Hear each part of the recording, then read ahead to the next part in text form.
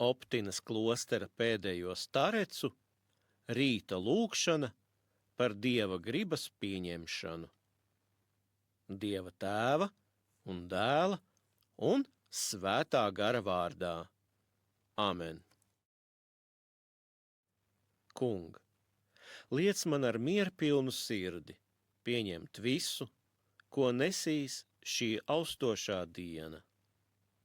Liec man pilnīgi paļauties uz tavu svēto gribu.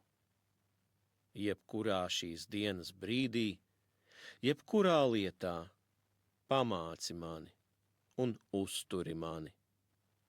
Lai arī kādas ziņas es saņemtu dienas gaitā, pamāci mani tās saņemt mierīgā garā un ciešā pārliecībā, ka viss notiek pēc tavas svētās gribas.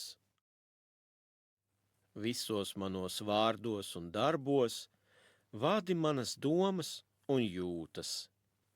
Visos neparedzētos gadījumos liec man neaizmirst, ka visu esi sūtījis tu.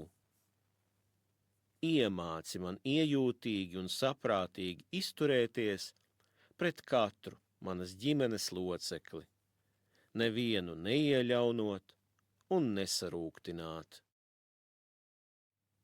Kung, dod man spēku panest austošās dienas spaidus un visus notikumus dienas gaitā. Vadi manu gribu un māci man lūgšanu, ticību, cerību, pacietību, piedošanu un mīlestību. Amen.